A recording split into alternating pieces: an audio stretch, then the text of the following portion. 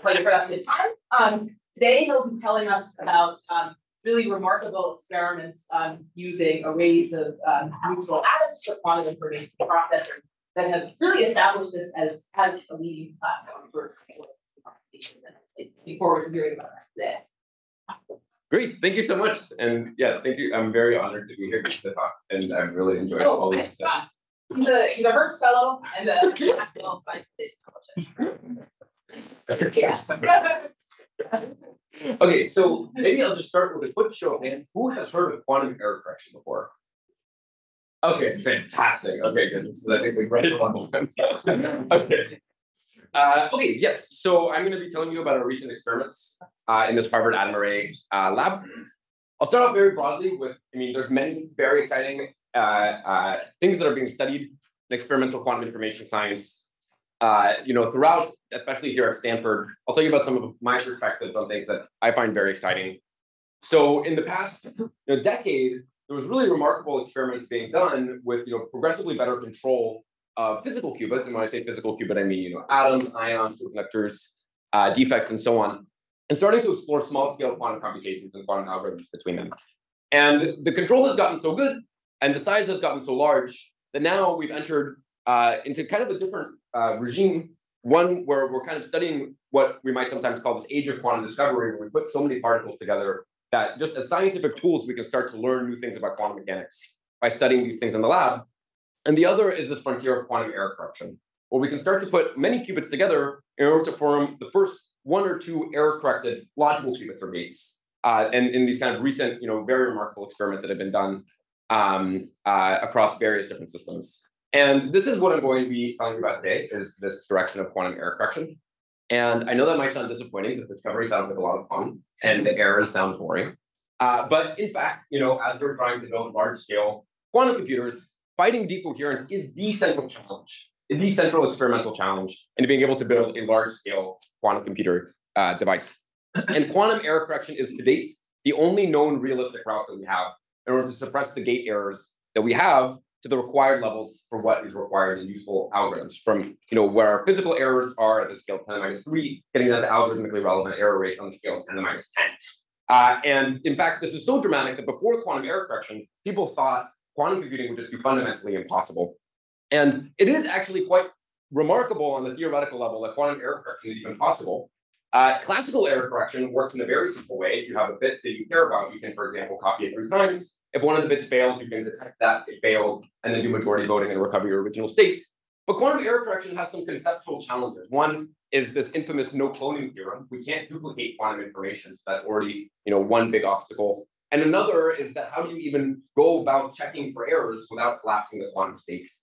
Like you can just check the classical bit. And just please interrupt with questions, and there's too many questions, I'll just move on. But definitely interrupt with questions throughout the talk. So, okay, so then it's remarkable that quantum error correction is even theoretically possible to begin with, and it was a kind of huge theoretical breakthrough at the time. And the kind of key principle is what we're going to do is use entanglement to take a single quantum bit that we care about, our logical qubit, and we're going to delocalize it across many individual physical qubits, such that if any given physical qubit fails, it doesn't actually corrupt the underlying logical qubit state. And by being delocalized, this logical qubit degree of freedom becomes hard to accidentally manipulate. And it turns out that actually what we can do is measure products of qubits instead of individual qubits. And these products of qubits are stabilizers in order to detect errors while preserving this encoded quantum information that's delocalized across all of these many physical qubits. A classic example here is that of the so-called Tor code invented by Ivan 97. And it looks like qubits that are on this two-dimensional lattice with periodic boundaries here forming a torus. And there are these 4-body checks, these Z checks and X checks, these are the stabilizers. And the error-free state is this quantum superposition state of the Tor code, where all of the X and Z stabilizer products, all these mutually excluding operators, are simultaneously equal to +1. So that defines our error-free state of the Tor code. And in that state, we can just directly read off the logical qubit state by looking at this logical X string, which is the product of X's, or the logical Z string, which is the product of Z's that go, up and down and left and right across the lattice. And what now this looks like in terms of detecting that an error happened is we have a single physical qubit error. For example, on this qubit here, it'll anti-commute with 2 of these Z checks. And then without actually revealing the state of the individual physical qubits, just measuring the 4-body products, we can detect from these two stabilizers having had an error, we can infer, which we call decoding, this inference process, that there was an error here, undo the error, and return back to our error-free state. And as our lattice size or our code distance d, our linear dimension of our code, increases, we do get more opportunities for errors because we make the system larger, but we also get more checks. So we get more opportunities to detect our errors. And this gives us a kind of threshold behavior where the logical error probability that you get scales can, in principle, be suppressed exponentially with the code distance as long as you're below some characteristic density of errors in the system, which in the Torah code is at the scale of 1% local density of errors. And this now starts to offer a realistic route for us with noisy components that operate at the scale of 10⁻³ infidelities in order to get to extremely small errors that we need for realizing large-scale quantum computation. And I was not around at the time, but at least my understanding historically, that it was really this theoretical breakthrough of quantum error correction that allowed the field of quantum computing to really take off. Because it made it clear. When you say around, you mean a lot. I was not. Yeah. Thanks for clarifying. So it's been understood from the beginning that quantum error correction is central in order to being able to build a large-scale quantum computer. And it is understood that as much as we've been learning how to do algorithms and quantum computations with physical qubits in the lab in the past decade or so, it's understood that eventually we will need to switch performing these computations with logical qubits. And that sounds great, but however, there are some pretty significant challenges. Quantum error correction in practice is actually quite challenging. If you look at some of the kind of optimistic estimates in the literature of what is required for solving large-scale problems, we're talking about the things that scale millions of physical qubits. You're creating logical qubits that have errors on the scale of 10⁻⁻10. And that's further compounded by the way that we currently design and build our current quantum systems. And in the way that we've currently designed them, efficient classical control is something that's been a major challenge.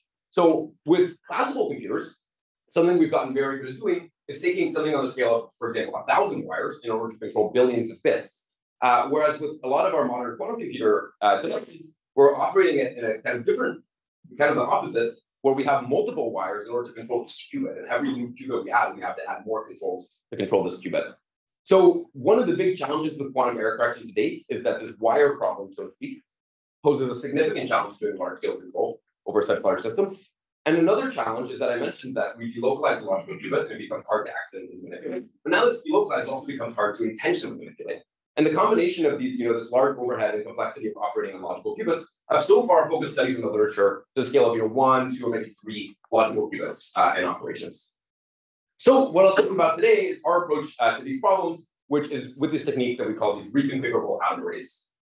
What this system looks like here is we have neutral atoms, rubidium atoms, that are trapped inside of optical tweeters. They can be shuttled around in the middle of the computation. We store the quantum information inside of this long-lived hyperfine qubits, these MF equals 0 clock states, inside of the rubidium atom, and they live for a long time, coherence on the scale of seconds in our system. And every time we want to entangle two atoms, we put them into a pair, pulse a global entangling laser. This excites them to these so-called Rydberg states that are also being studied here at Stanford. And then we quickly entangle them, put them back in these hyperfine qubit states. And then because the coherence is so long, we can again move them around in the middle of the computation, for example, between multiple zones of the processor. So there's going to be two really unique opportunities from the system. One is the fact that we have non-local connectivity. It turns out that for doing error correction, this is extremely useful. And the other, which is very central, and I'll say it many times, is that of doing efficient parallel control. And of course, it's also really remarkable work we've done here at Stanford in terms of other unique opportunities with atoms and non-local connectivity. Okay, I'll take a quick pause. Drink some water.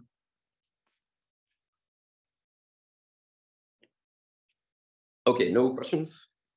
Okay, so that's what I'll tell you about as our approach. I want to just, before moving on, acknowledge the kind of remarkable progress that has come before that has even allowed us to do these experiments. Trapped ions have been working on this shuttling-based vision for decades and kind of understanding all the benefits of doing shuttling in a quantum architecture. Superconducting qubits, actually had a lot of early experience in terms of controlling large systems, and actually, in fact, are the ones who are responsible for teaching us about the importance of this wire problem and about parallel control. And in particular, all the tools I'll show you today are the same types of tools you see when you walk around all these Stanford labs, which is the tools of atomic control. And there's been a lot of pioneering work in the neutral atom tweeter community over the past decades, but also in particular, we're leveraging all of this kind of insights of just atomic control. And I can't go through and list all of these Stanford AMO activities that are being done because there's so many. But I think it's quite remarkable that we're able to combine all of these different tools with common control. And I think looking into the future, leveraging these different kind of clever techniques will continue to be central. Okay, so first, I'll tell you about how exactly we program a quantum circuit with neutral atoms. I have a little bit more detail about this for maybe what I think is a bit more of an experimental audience. And please ask questions. And then I'll tell you about our recent experiments doing logical quantum physics. Okay, so I feel goofy showing this to an audience like this. I typically like to show this to a quantum information audience. This is how our experiments start. We have a MOT of 10 million atoms inside of a millimeter-sized region. There's nothing impressive about this, but the evidence is nothing impressive about our particular implementation. But what this makes so apparent is that cold and identical neutral atom qubits are essentially unlimited. There's tons and tons of atoms. You can use them for interferometry. You can use them for cavity experiments. The key challenge in assembling them into a quantum computer is how to control them. And that's baked into our experiment from the very beginning, where we trap and sort thousands of neutral atoms in two-dimensional tweezer arrays. And what this looks like is we have a single laser beam that is imprinted onto a spatial light modulator. We control this essentially as if it's a computer monitor. And this single spatial light modulator, now controlled by our computer, we imprint a phase profile on it, and it splits the single laser beam into many individual laser beams that get focused inside of a vacuum chamber and pluck out an individual atom with roughly 50% probability. Here we load over 1,000 of these atoms, and then we take a literal fluorescence image of the atoms. And then we have another set of optical tools that's going to be very important for today's talk, known as an acousto-optic deflector. And what's so powerful about this device is it can be quickly reconfigured in the middle of the system. The spatial light modulator is static, although the tweezers can be arbitrarily positioned. And just by sending in two voltage waveforms, one in X and one in Y, and using frequency multiplexing, we can create rectangular grids of light that we can dynamically shuttle. And we use this here to, for example, do parallel sorting of these atoms into defect-free grids. Here we make square grids. We can also make, many different types of configurations. Here we made a Mario, again, showing the fact that you can, make, whatever types of configurations that you want with these few simple optical tools. Okay. Again, interrupt whenever there's questions. Okay, so that's how we lay out our atoms. Now we want to entangle them, and we use Rydberg states, just like it's being done here at Stanford. And what this looks like here is we have this orbital ground state of our rubidium atom G, but if we zap it with a very precisely tuned laser frequency, we can excite it to a high-line orbital state, the so-called Rydberg states. We use n equals 53 in our recent work, but we use between 50 and 70. And what's so special about these Rydberg states is that atoms grow significantly in size, they'll scale hundreds of nanometers. And what happens is we put two atoms next to each other. There's a very strong second-order dipole interaction, this van der Waals interaction, which decays one R to the sixth. And if you put two atoms next to each other and scale several microns, this interaction scales in gigahertz. And it's so strong that these two adjacent atoms can't be simultaneously excited. We call this phenomenon Rydberg blockade. And what this looks like now is we put two atoms next to each other in the ground state and simultaneously try to excite to the Rydberg state. They'll both simultaneously try to go to the Rydberg state, but they can't both go, so they compete. And then they go into this, entangled superposition of Rydberg ground plus ground Rydberg, where either one of them wins. But importantly, the way that we're generating entanglement here is insensitive to the specific strength of the interaction. It is just infinite, essentially, in this problem.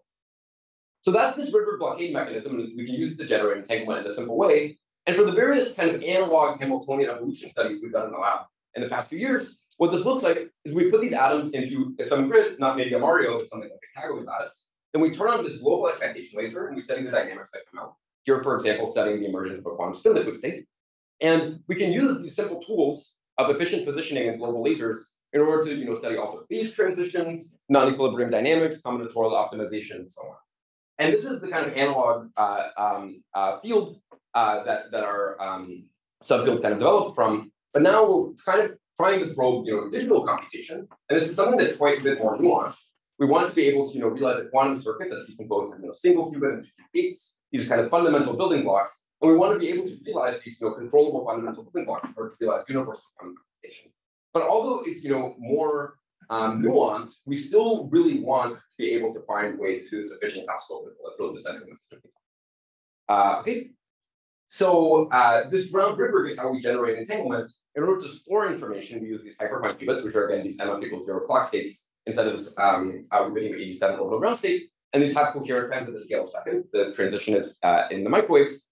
And we want to do single qubit gates between the atoms. For example, like a Hadamard gate, which creates superpositions, an S gate that does 90-degree rotations around the blocks here is the axis, and then a T gate, which is a 45-degree rotation around the blocks here is the axis.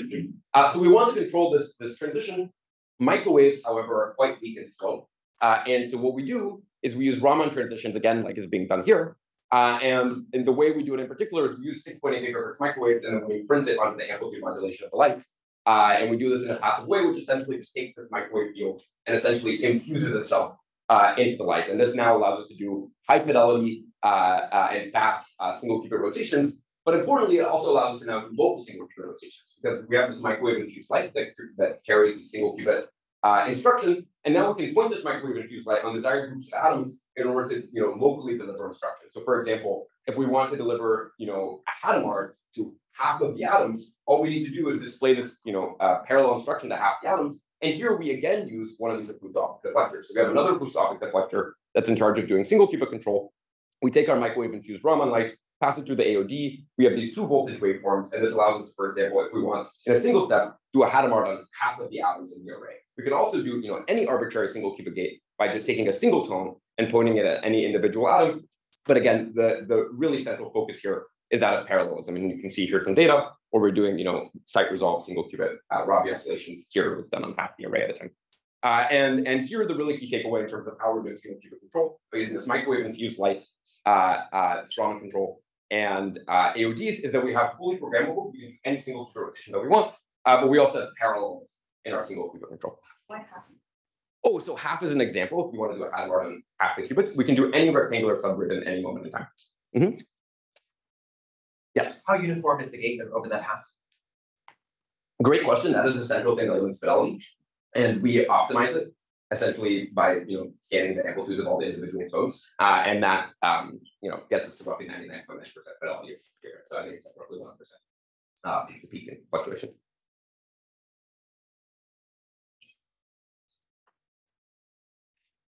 Okay.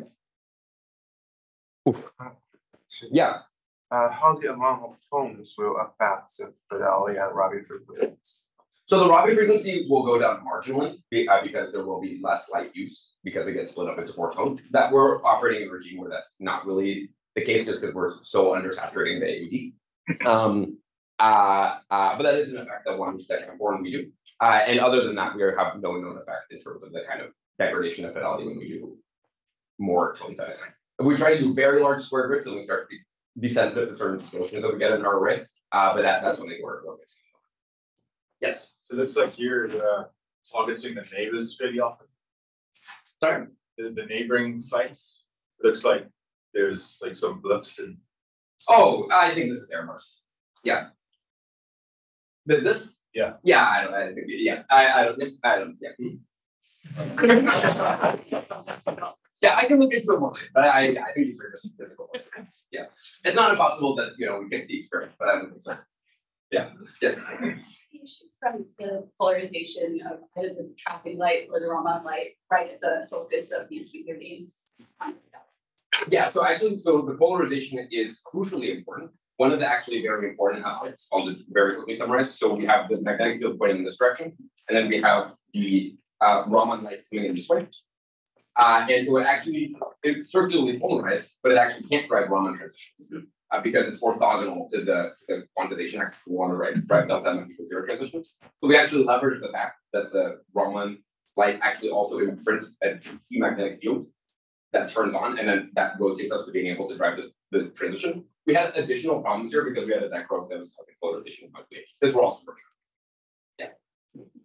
You have a. Oh, it's asking, is there some reason, in principle, you're restricted to these rectangular subarrays? Or? Oh yeah. Yeah. Yeah. So these AODs love to take products. So one AOD, you put in a single tone, and it just can deflect the single beam. You can put in a superposition of tones, and now it creates an array of beams. And then now, so you can have such one-dimensional array. If you now have a second AOD like we do, then it now takes another product of all these individual tones. So now it creates these rectangular arrays. Yeah. But don't you have this other technology with a spatial light modulator that you can illuminate in a Fourier plane with an AOD? And then you can pick. Oh yeah, you could. Some reason. Yeah, so we could, for example, so we could combine the SLM and AOD in the Fourier plane, and then we could scan around an SLM pattern, and that is something that we consider. It turns out that for error correction, these rectangular subgrids are your bare limitation. Mm-hmm. Yeah. Maybe we should. Oh, sure. Okay, yeah. Sounds great. Yeah.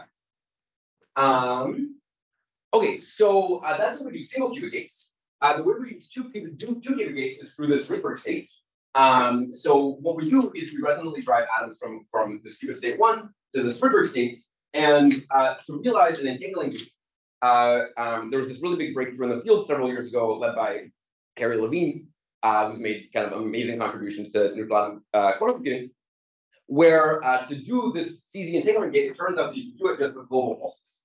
And you just have these two atoms next to each other, you pulse this global Rydberg laser, and then you can realize the CZ entangling gate in a simple way, where you want all of your computational basis states to map back to themselves, but the state 1, 1 to pick up a -1 base. And what this looks like is, again, qubits go from 1 to R, but they actually turn out, so they come all the way back down to the computational basis.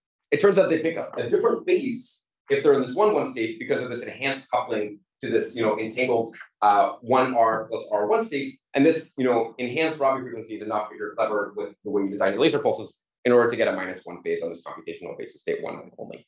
Okay, so, but at a high level, the really important summary of how this gate works is that we're using global laser pulses, and we're using blockade. And again, the way that blockade works is that if two atoms are next to each other, they entangle, independent of the exact interaction strength. And if they're not next to each other, they don't entangle. It digitizes the interactions. And now we can start to think about programming quantum circuits, again, leveraging all these efficient positional controls that we have, and just pulsing our global lasers in the middle of the circuit. So the first quantum circuit that we ever did was making that of a 1D cluster state with 12 atoms. And this 1D cluster state is just defined by putting all the qubits in plus and doing CZ gates on the links between the qubits. And what we do here is we have atoms in SLM and AOD. We pulse our global laser once, and this entangles atoms in these adjacent pairs. We then move these atoms in parallel, half the atoms just by changing the 1x waveform of our AOD.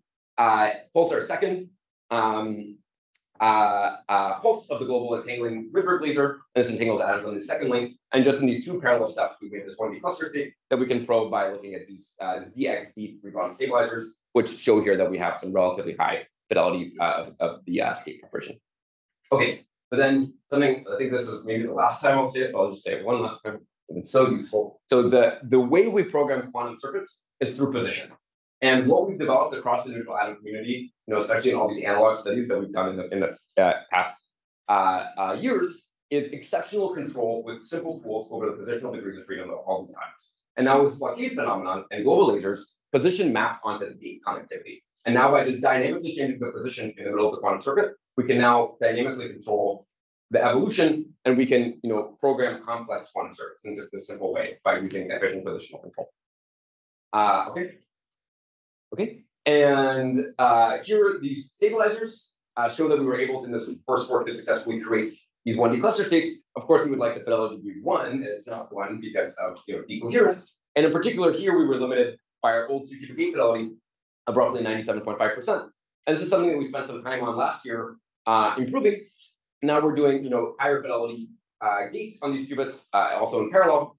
And in particular, what we have are roughly 99.5% two-qubit gate fidelities across 60 qubits in parallel, which is kind of state-of-the-art compared to state-of-the-art ion and superconducting qubit systems. And crucially, it's beyond this threshold that we need for quantum error correction, which is at the scale of roughly 99% fidelity for doing surface code quantum error correction. So at a high level here, we have higher power laser and colder atoms. We have a 100-watt fiber amplifier from IPG, and we're using D1 lambda gram elastic spooling.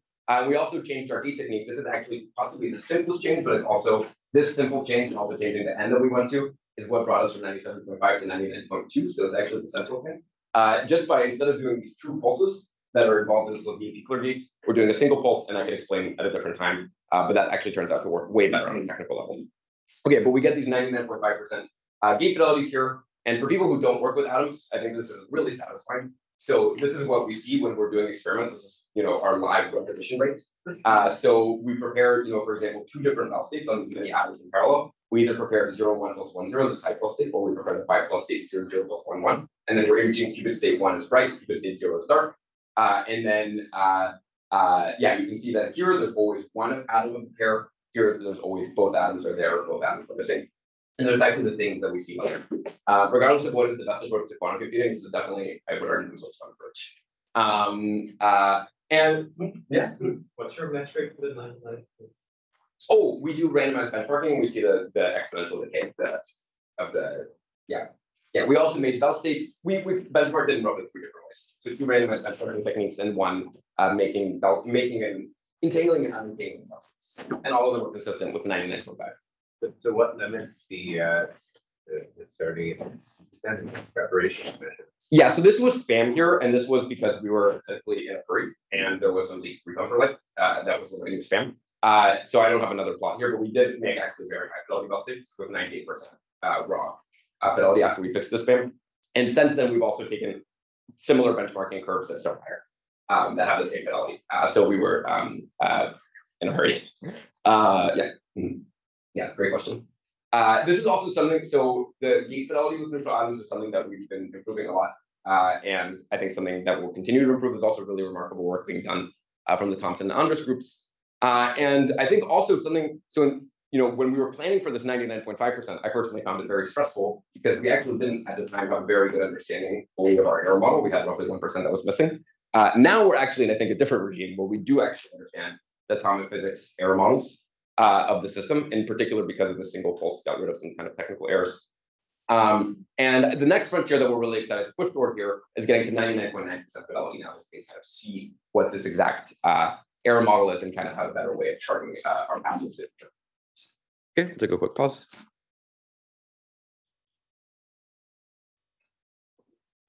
What limits your teaching start here? So here, so both Doppler, like temperature, which should be closer to 4.5 microseconds, and also 1013 in homogeneous electrons. So one of the things we're working on like right now is homogenizing our top hats, our Rydberg top hats.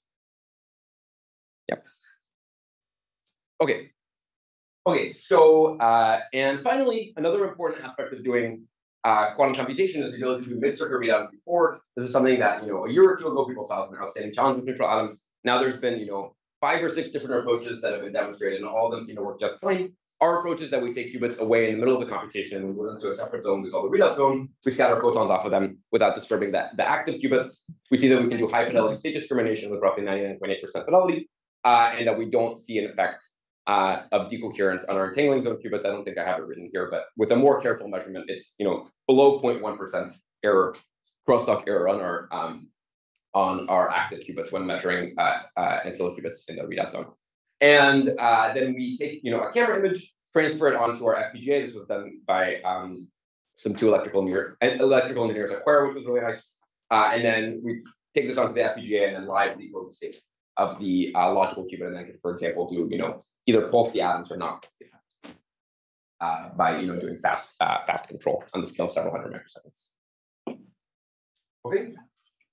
Okay, and then taken all together, this is a high-level, bird's eye view of what is, our neutral atom quantum computer. It's just standard atomic physics components, where we have, 2 of these AODs. We have this SLM, there's another SLM that's not pictured. We have our CMOS camera and our FPGA, our global beams that we're pulsing with AOMs, and the controls are just these 5 spectrum AWG waveform generators. Really only 4 during the actual quantum circuit. And the key takeaway of what I want to show by this is that we have these 5 total waveform generators, and then it generates fully programmable, high fidelity, and any-to-any connected quantum circuits on these hundreds of qubits. And that's something that I think is not necessarily what we use now, hundreds of qubits. So again, really the central message on the technical level is that of efficient parallel control. That's what enabled these experiments. Okay, sorry that I'm talking so fast. Okay, all right. Okay, so that is our system overview. Now I'll tell you about exploring quantum error correction in our system. So the first time that we were doing quantum circuits with this movement-based approach, we also made this toric code on a torus here with actual periodic boundary conditions. And the way we're doing that here is we have 16 data qubits that are fixed in these SLM tweezers, and then we have 8 ancilla atoms that are rocketing around the system in these AOD tweezers. And every time we put atoms into new pairs, we pulse the global laser and the entangle. That's what these red ovals. We can also move the qubits all the way around and create these periodic boundaries that we do here for making this toric code on a torus. All of these are physical qubits, and then these 16 data qubits are physical qubits here. All the dot atoms are physical qubits. Yes. Forgive me for my naivety about AML physics. How did you take this data, like that you're showing this fun movie? Yeah. We took pictures with the atoms stopped at different positions. We don't do it in the middle of the quantum circuit. Yeah. So this is like showing that you can move them all around. Okay. Cool. Okay. Yeah. So what is it that limits your moves? Is it the initial acceleration? Yeah, well, it's really more the jerk. It could be in a position where the acceleration is more jerk limited, and yeah, so then the time scale is limited to it. And is that fundamentally limited or? Well, it's, I mean, I think if you do optimal control methods, I think we're roughly a factor of 5 away from the like optimal control movement speeds, and that's given now by the slope of the trap and the max acceleration you can get. Yeah, but I think we can't really make that arbitrarily higher just because the improvement with increased trap depth is so slow. Like, but you're not limited by registration of your SLM to your movement. So yeah, so here the SLM is actually completely static.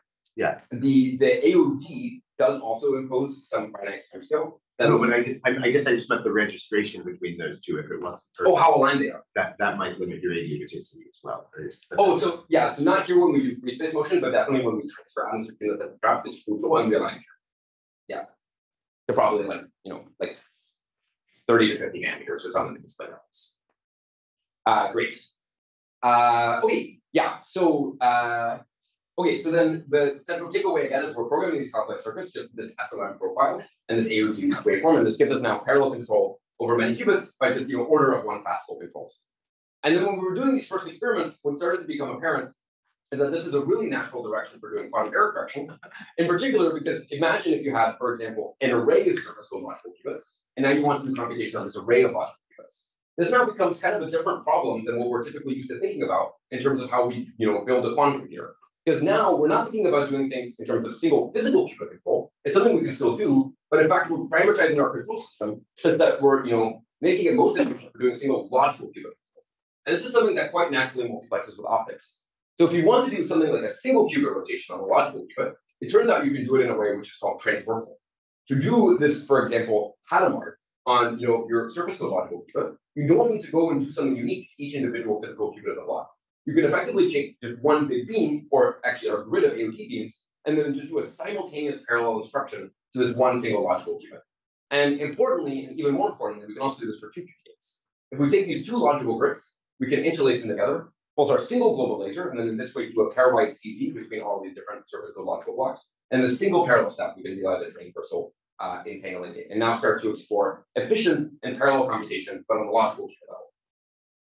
And I want to park on this transversal entangling gate just a bit longer because it's really just the central message of how quantum error correction circuits and the remainder of this talk. So earlier I mentioned that we take this logical qubit degree of freedom and we hide it, and this makes it robust, but it also makes it hard to intentionally manipulate. And now we have 2 of these delocalized logical qubit degrees of freedom, and we try to interact them through a chip, for example. It's actually something that can be quite noisy because it's hard to get these 2 delocalized degrees of freedom to interact. But if we can do this gate transversely, where we just put them right on top of each other, and then just do a C0 on each pair of the logical qubits, we just directly interact these 2 delocalized degrees of freedom. So there's many benefits of this transversal entangling approach. One is that it's inherently fault tolerant. Fault tolerance is a jargon word that means that errors can't spread within the code block, which is important for doing successful quantum error correction. And this means that you don't require necessarily doing something like D rounds of error correction between each gate, unlike lattice-based approaches. It also gives you long-range and direct connections between logical qubits, which for large-scale algorithms can have significant savings, for example, in the routing costs. And lastly, which is so important on an experimental level, is that all physical qubits just receive the exact same instruction. Now you operate on this map, this logical qubit, as if it's essentially like one big atom in your array. Yeah. I guess if you have all this parallel control and parallel gates, then you now sort of open yourself up to having correlated errors. Like if which then changes my fault tolerance. Yeah, so we did characterize these correlated errors quite extensively in the supplement of our high fidelity gates paper. At a high level, the beam is global, the gate is still local though. There's no global interaction between atoms. It's true if you were to spontaneously shut off the laser beam in the middle of the gate, it would cause a catastrophic error. So it's important to not do that, but we're not aware of any kind of these large-scale correlated error events that would corrupt the system. Similarly, with any quantum computer, it's important to not unplug it from the wall. So I think it's kind of similar. Yeah, we're not aware of any large-scale correlated error events, like for example, our microwave phase oscillator all of a sudden completely jumps and all of the qubits. But wouldn't even a small jump lead to a correlated phase error between your qubits? So no, because if you have, for example, a small over rotation across the entire array, then now when you do a stabilizer measurement, or you project, then now each local qubit that's off by some epsilon gets randomly projected into whether it did or did not have an error. And people, for example, extensively studied theoretically, what if you have like a large surface code and all of the qubits are off by some error epsilon, and this is indeed the case. Yeah. So the error correction makes these, makes these things uncorrelated. Yeah. Sure. Can you explain what you mean by inherited fault tolerance? Yeah. What's the difference in that? Oh, for sure. Yeah. So fault tolerance just means errors can't spread within the block, or at least this definition of fault tolerance. And because we're doing gates that don't couple the qubits within the block, errors just trivially cannot spread within the block. Okay. I'm behind, so I should probably speed up. Okay, so but it's good. No, I really appreciate your point. I think this part was more important. So, okay, now we're programming our kind of first generation logical processor with these tools. So we have transversal gates, which are inherently fault tolerant.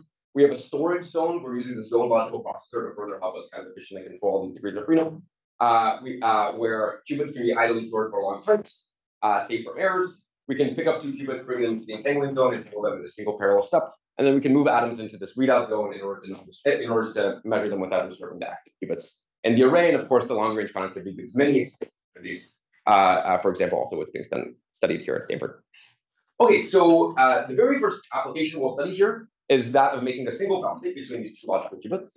And here in particular, what we do, and I'm so sorry, I'll skip through all the kind of nuances. But as we prepare these two surface codes in logical plus and logical 0. And the way we do this here is we do a single round of ancilla measurement of our stabilizers, where we measure Z stabilizers on one block and X stabilizers on the other, and then move the ancillas away. And then we do this transversal entangling gate between these two logical degrees of freedom. And now we can make a logical Bell state. A really important property in quantum error correction is that operation should improve the code size.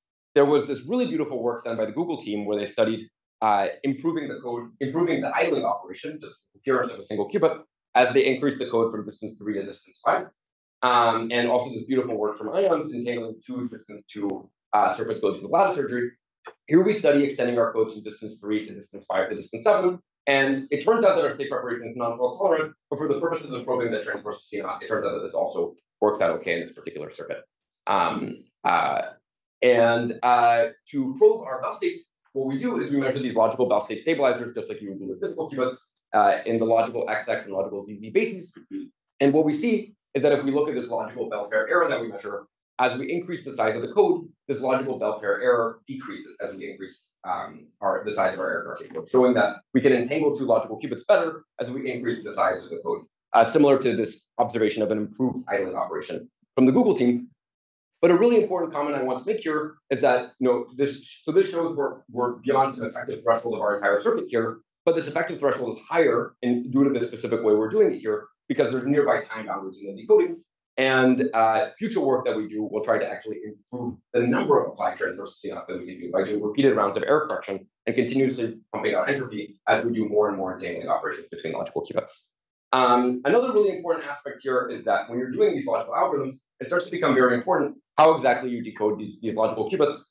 And I think I'm behind, so I'm going to kind of skip ahead. But we've learned a lot in terms of kind of what's the right way to do this inference process. There's a theorist in our group, Maddie in particular, that is leading this effort. And we've learned that by kind of doing the decoding in clever ways, you can also reduce the kind of number of rounds of error correction that you need to do per CNOT, for example. Yes, there was a question. So as you increase the size of the physical qubits, I assume you have to do more and more position manipulation of the atoms to make this thing. How does as you increase the size, how much more time does it take to do the entire the overall gate sequence? So the way we did this here is we actually set up the distance 7 experiment, and then to do the smaller distance experiment, we just removed atoms. So here it was identical. It's true that I could factor in some way, but yeah. So to make smaller and smaller codes, we just removed atoms from the grid, just so it would be a direct one-to-one comparison. We wouldn't have to worry about our summoning calibrated atoms. Okay, I'm gonna skip ahead. Sorry. You should go. Yeah, go ahead. Say your thing. Yeah. Can you comment what non-paper techniques are you Maybe this is upcoming search. We don't have to say anything. No, it's okay. Yeah. I mean, so I have so many things to say about the round that I don't know if it's sorry, we can talk later. But in terms of just when we do, for example, a CCD, then now still, if you have a single physical qubit error on one code block, it still creates correlations on the other code block that you can confirm. And there's still some benefit you can get from the inference process. Yeah. I'm super behind, so I think I'm gonna keep so sorry. Okay, I think I'm actually just gonna skip this as well. So okay, that was making a single val state between these two logical qubits. But now we can also start to probe more complex algorithms taking these logical qubits. Here in particular, what we do is we make color codes that are very similar to these surface codes, but they have some slightly different gate sets, which makes them easier to work with in certain contexts.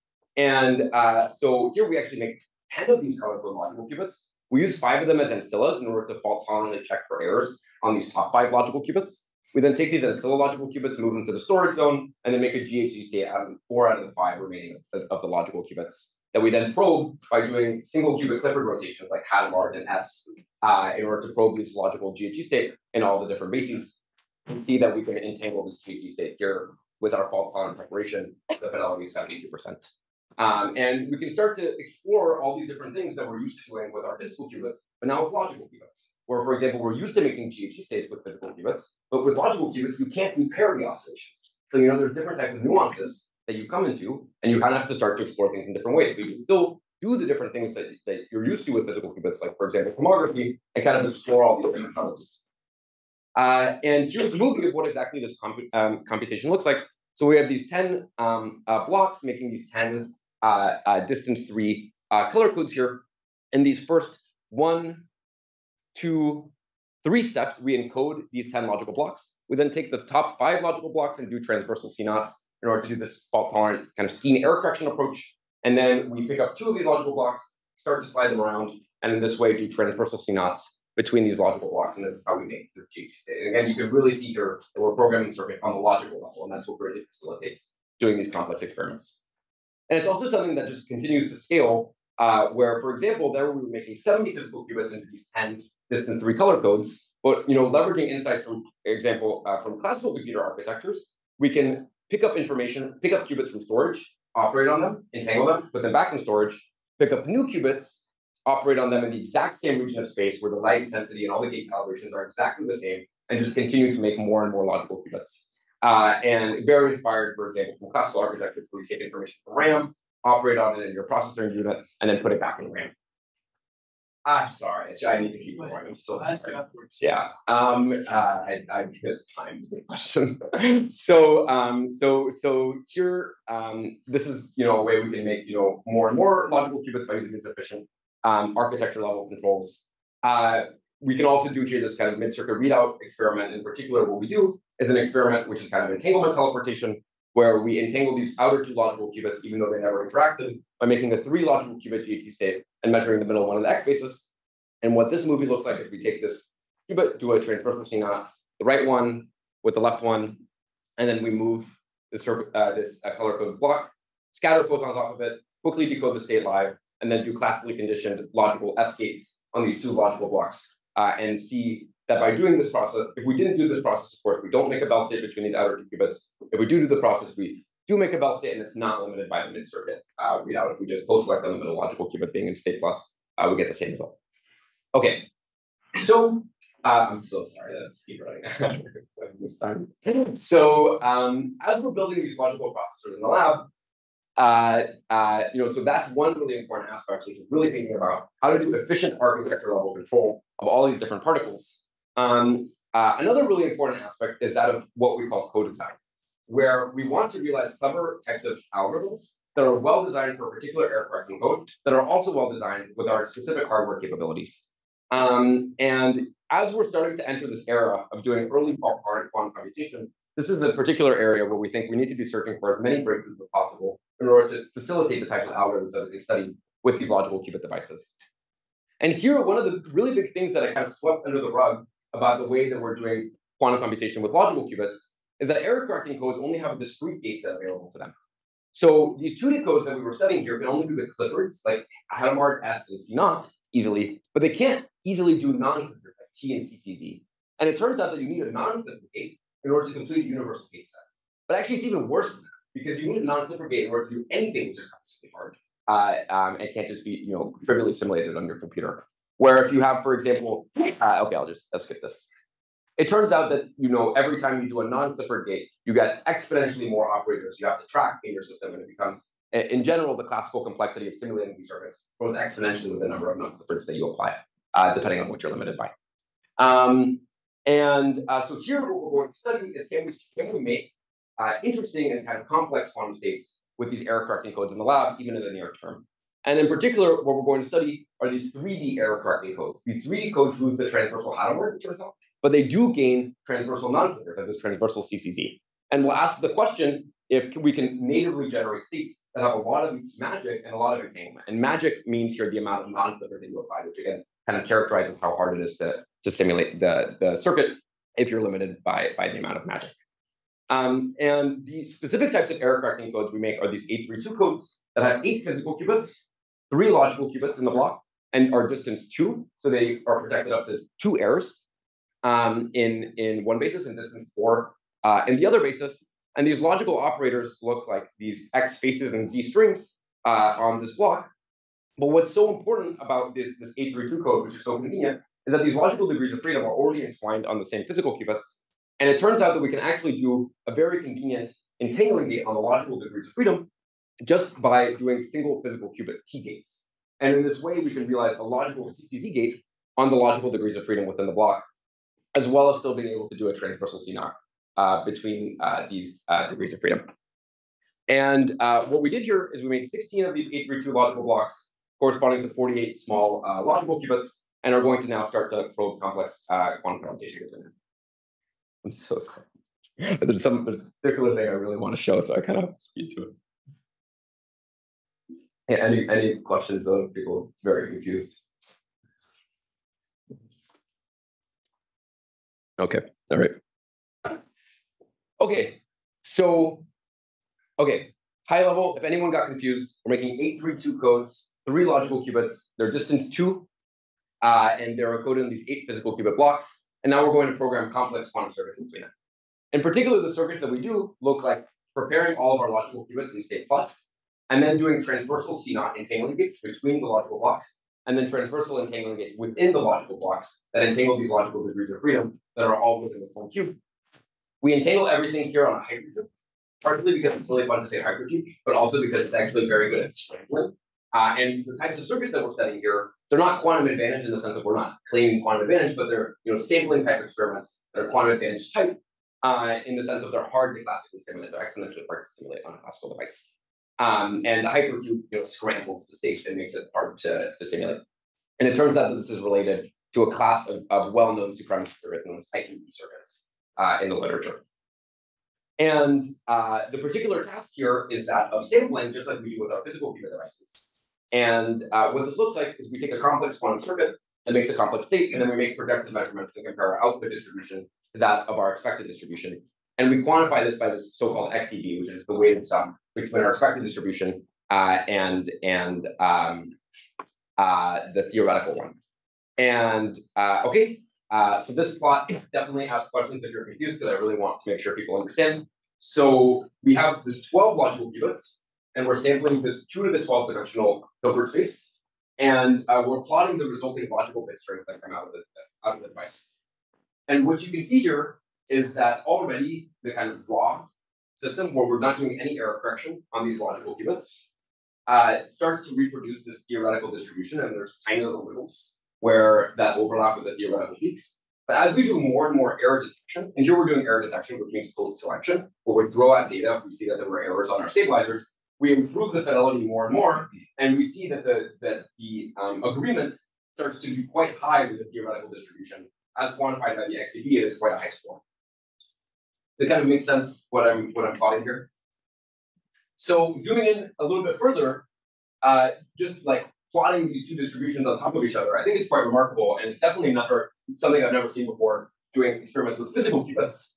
We're plotting here this post-selected data. We're post-selecting on our stabilizer being correct, and comparing it to our theoretical distribution.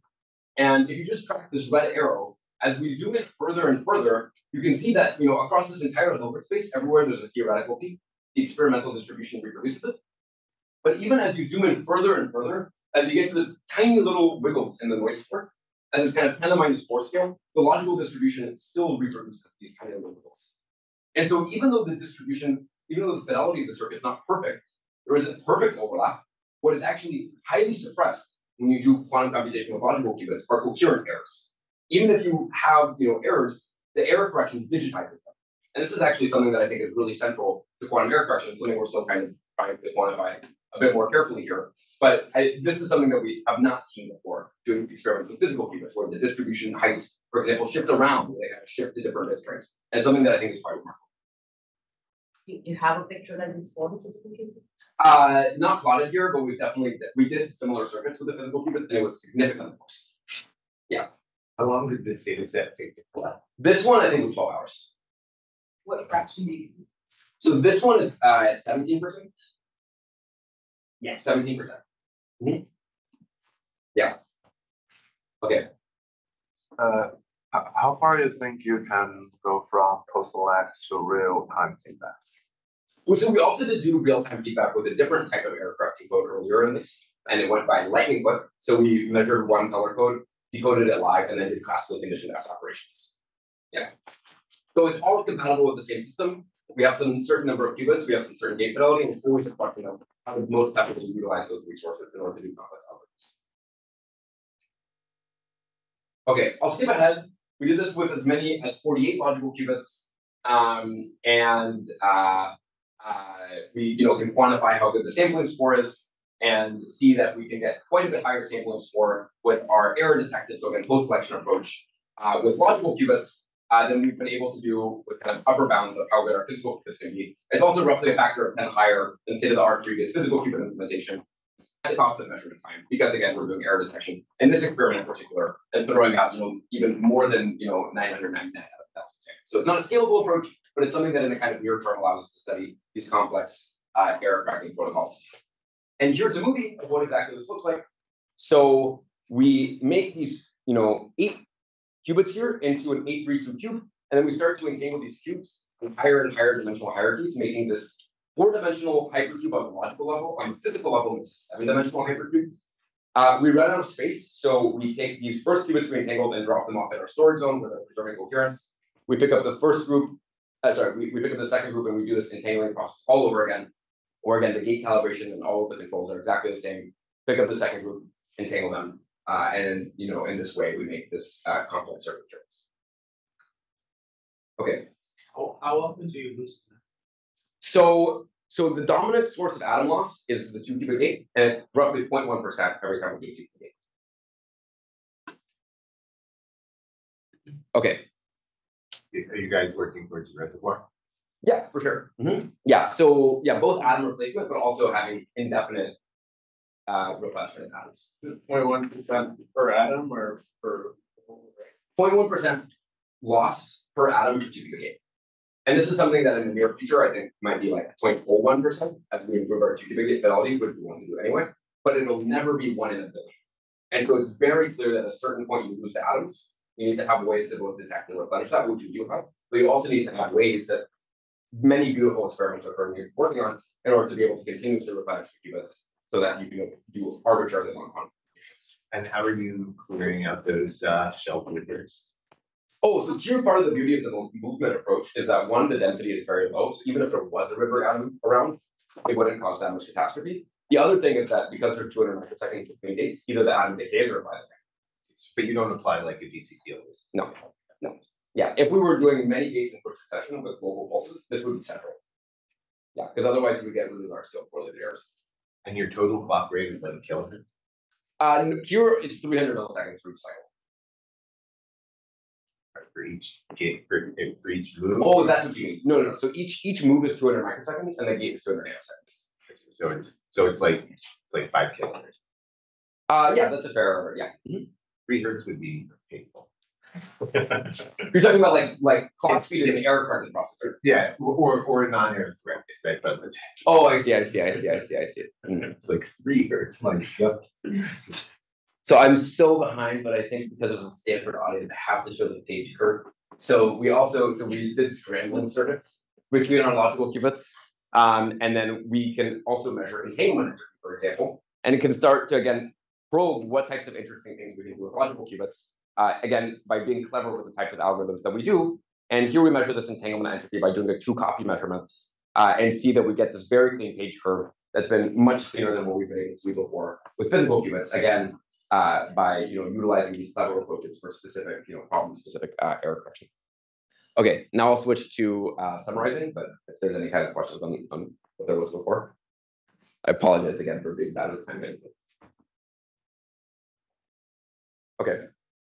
So to summarize, we did quantum operations and see that we can improve them, like the transversal CNOT, as we increase code size, and we made surface codes that are as large as distance 7. We are studying fault-tolerant algorithms and characterizing this, efficient architecture level control, and studying complex scrambling circuits with these small 3D codes. So then the kind of key question here is, what did we learn, and where do we go from here? So in terms of some high-level lessons from our first-generation logical processor, the one that I really cannot emphasize enough is that it's the control over single logical qubits as the fundamental units of our processor that is what enabled these experiments.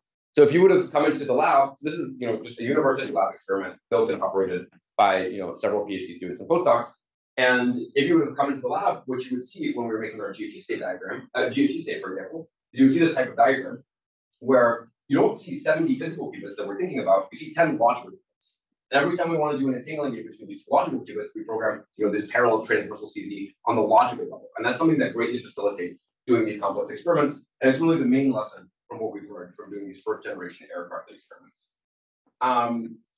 Another really interesting lesson in kind of exploring this transition from using physical qubits to now exploring logical qubits is that logical qubits are not literally qubits. There are many body systems, and sometimes they behave in very funny ways. So one way is that the Bell state fidelity of a logical qubit is not given by something as simple like a logical spam times a logical gate. It's actually something that can be very nuanced and much more complex. But also, that can be sometimes a bummer, but something that can be a pleasant surprise is that you can get things like inherently digital operation, where even though your fidelities aren't perfect, coherent errors in the system are highly suppressed. And I think there's already kind of some genuine examples where logical qubits can be used to outperform physical qubits at various interesting problems. And here the discrete gate set is a first because you can't realize every type of problem you want to do, but it's also an opportunity because if you have a specific algorithm you want to realize and it falls within this discrete gate set or close to this discrete gate set, then it's actually one of the few types of unitary evolution the system can even do. So it's actually one of the few evolutions the system can do very well. And I think there's going to be many more opportunities here for doing early generation logical algorithms and devices and kind of really trying to come up with clever algorithms that are designed with error correcting code. That's what I would describe as our kind of early generation logical devices. In terms of looking into the future, and for example, some of the questions people are asking, I think something that's a really unique opportunity for atoms in the near term is that of what I would call these kind of medium scale error corrected devices. Here's something that will be a really important next step is we're removing entropy at the end of the algorithm, but it's really important with error correction to remove entropy during the algorithm and actually extending the depth of the acceptable algorithm. That's something that we're working on. You can, by essentially just increasing laser power, increase the size of these systems to the scale of 10,000 atoms and reduce errors to the scale of 0.1%. Continuous reloading will be critical in order to be able to continuously replenish qubits because we do lose them at some finite rates. And I think there's going to be many unique opportunities here from across the neutral atom community in the coming years, where there's many kind of beautiful experiments being done, both here at Stanford, but throughout all of the community, where people are exploring, for example, erasure, bias, different types of atomic species, optical cavities, microwave cavities, and so on. And I think if we can, really leverage all of these different clever insights that are being developed and combine them, then we do have a path here in the near term of being able to make something like 100 logical qubits that can do 1 million logical gates without an error. And this is not yet enough to solve really large scale problems, but I think it would be a really new tool for scientific discoveries and would really kind of change the way we explore quantum computation in the lab and the way we explore quantum mechanics. And so I think if we can develop this device in the coming years, it's something that would really change the discussions that we have. And finally, this is my last slide. So that's how to get to these medium scale devices. Getting to really large scale devices is something that, to be honest, is for us still actually quite daunting. We can have, we need something on the scale of millions of physical qubits creating these logical errors, the scale of 10 to the minus 10.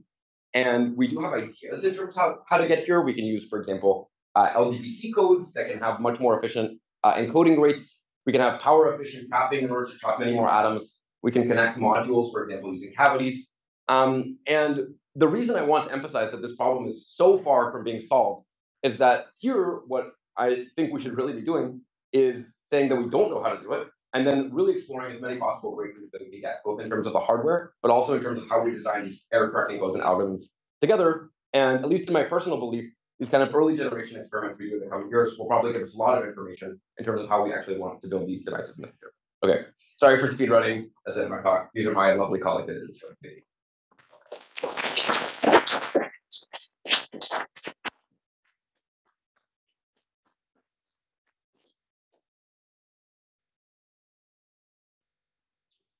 Earlier in the talk, you showed that you had a core code with periodic boundary conditions in both directions, but then you had these transverse gates where you just coupled each atom to each corresponding atom in the other array. If you have periodic boundary conditions in both directions, you should actually have like two logical qubits available. Yeah.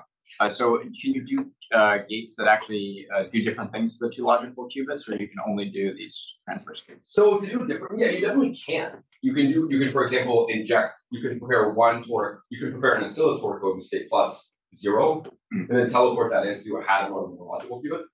All CSS codes have a transverse of C9, but there's also different types of gates they can do. And how to decide the gate on specific logical qubits within a block is a challenge, but it's a theoretical challenge. I think I'm gonna pause and say some people need to run, it's at the hour, but here's your chance to run, and then I'm gonna let. That sounds great. Yeah.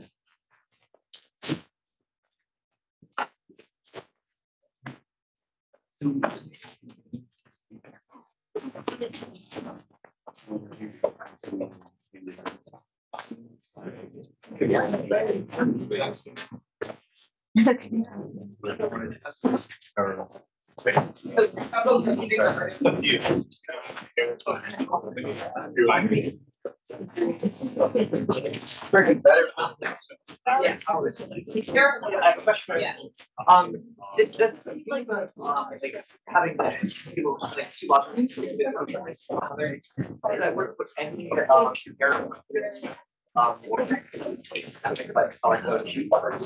CSS code has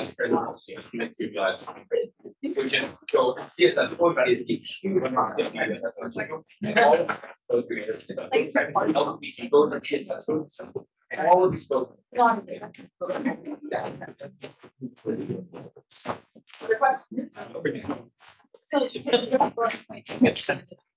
People and it's like to do that and do anticipation or anything they would work well on. Oh, so I mean, at least currently we're planning on essentially doing a stabilized reference in order to continually remove it. What about cooling? Cooling one.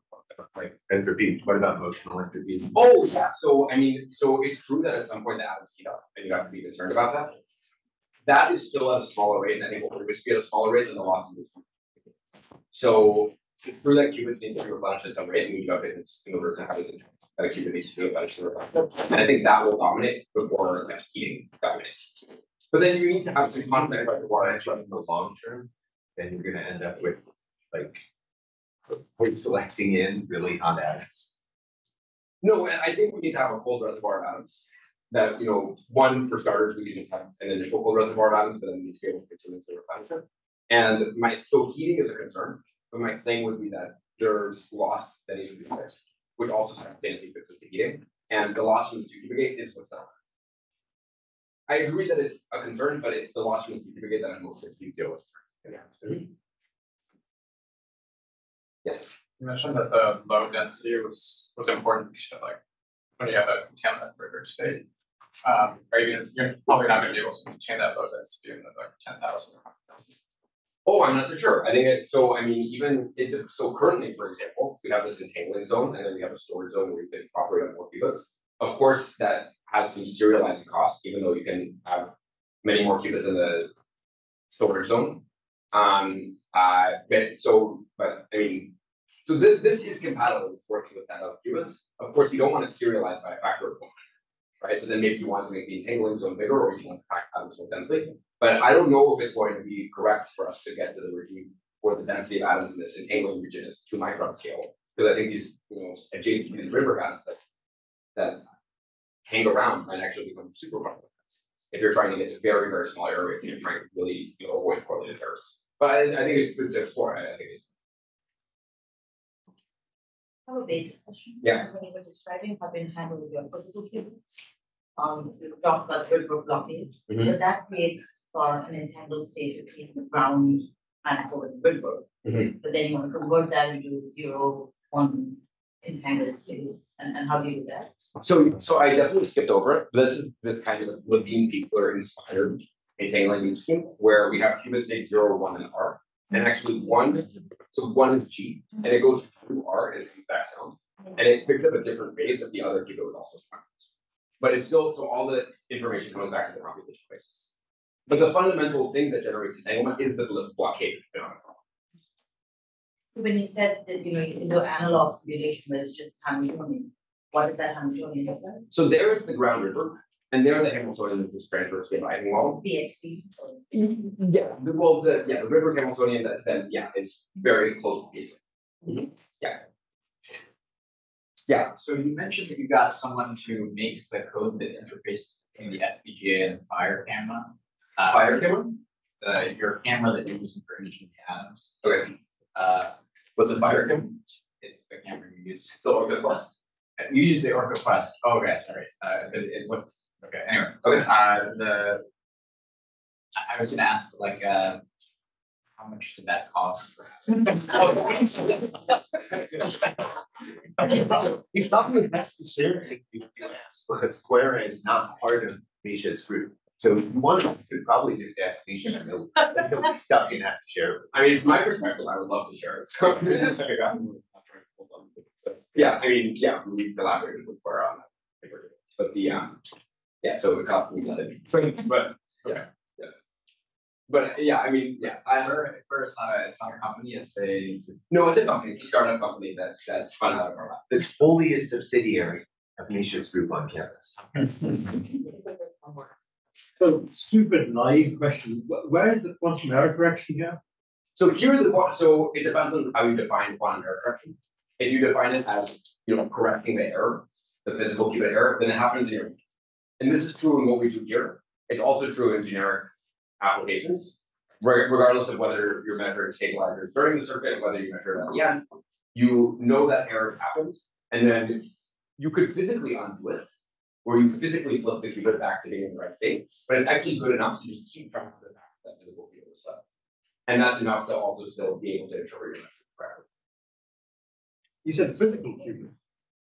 Yeah, so if your definition of quantum error correction is I have some physical state and there's an error on this physical qubit, and I want to undo that physical error, then it turns out that actually, as long as you know that error was there, and you keep track of it, you never have to actually change it back to its original state. Well, I would have thought that one would correct the logical qubit.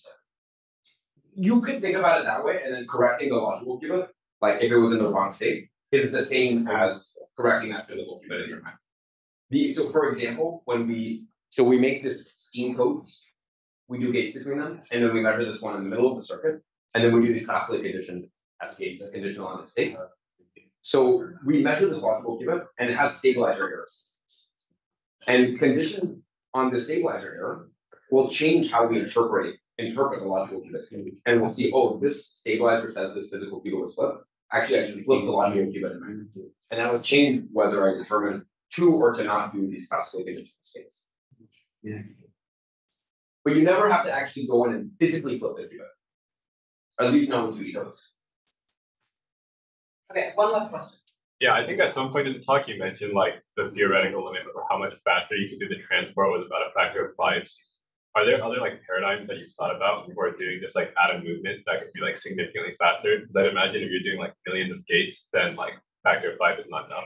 So I think the movement will always be slower than the gates. And so okay, a million gates is still fine, because I think that would take like with 100 microsecond logical gates. A million logical gates, if each one takes 100 microseconds, and we can parallelize by a factor of like 10%, then that's still like a 10 seconds.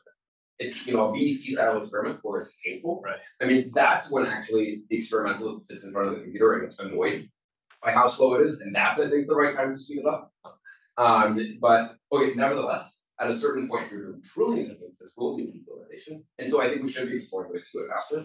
The movement will always be slower than the like 100 nanoseconds to activate, and so local control techniques, for example, could also be really useful there. Okay, I think we should thank Dolev again for a really.